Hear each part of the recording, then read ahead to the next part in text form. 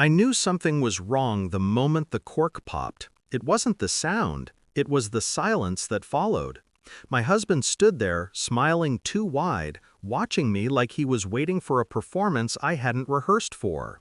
The bottle was my favorite wine, the one he pretended to hate buying because it was too expensive for casual drinking. And yet, here it was, a celebration gift, a peace offering, a perfect distraction. But betrayal has a scent, even when it hides behind sweetness. When he poured my glass, a faint chemical note drifted up, sharp, wrong, foreign.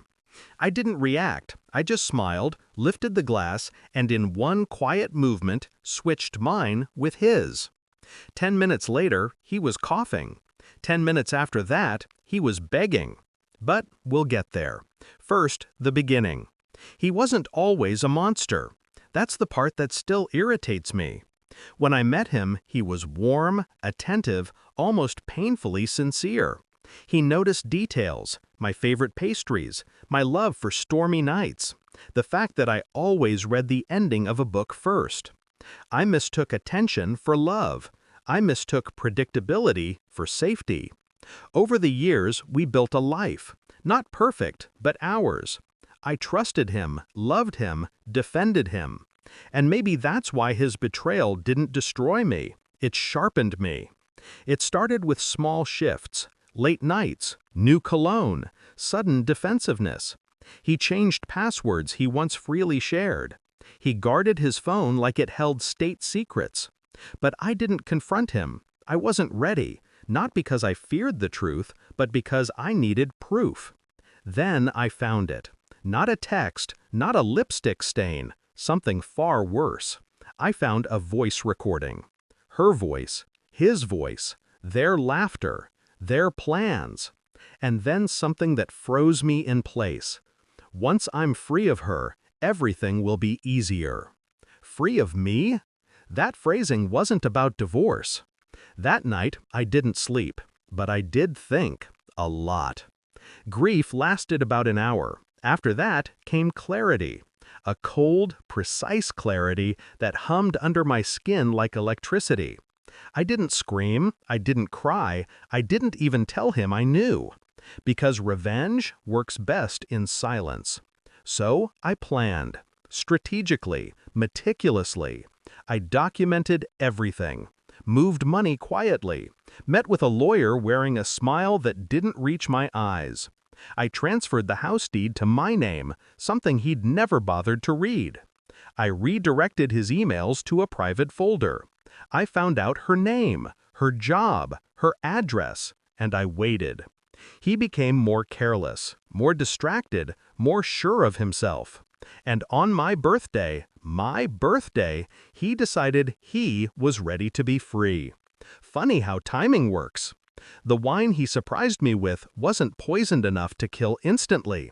It was meant for a slow decline, one that mimicked illness, one that would leave him innocent and widowed. I didn't need to prove he intended to kill me. I just needed him to know I knew. So there we were. He raised my glass. I raised his. I watched him drink, watched him swallow, watched his throat tighten. After 10 minutes, he started coughing. Another 2, and panic distorted his face. He looked at me horrified, confusion breaking across him like waves. What did you do?" he rasped. I leaned forward, elbows on the table, calm as the dead air between us. "Nothing," I whispered. "I just switched the glasses." His eyes widened. He knew. He finally understood that I understood. "Help me," he gasped. "Did you plan to help me?" I asked softly, "while I died slowly in our home?" He tried to speak, but his voice broke into a choking sound that wasn't quite a word. The poison wasn't lethal, not anymore.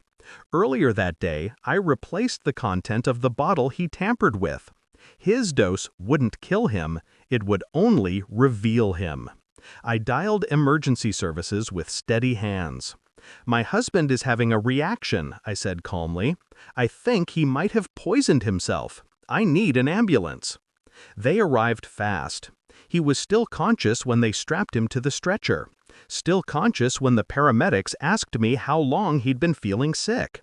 Still conscious when I handed them the bottle with his fingerprints all over it. Still conscious when he realized what the next few hours, days, months would look like. Interrogations, tests, his secret lover, his attempt to murder me, his entire life unraveling thread by thread. And I would be there, alive, smiling, free. People think revenge tastes sweet. It doesn't. It tastes like wine, sharp, dark, with a bitterness that lingers on the tongue. But it burns clean, and for the first time in years, I could breathe again.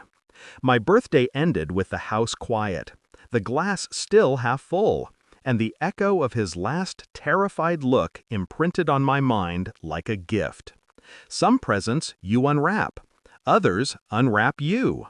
This one, it freed me.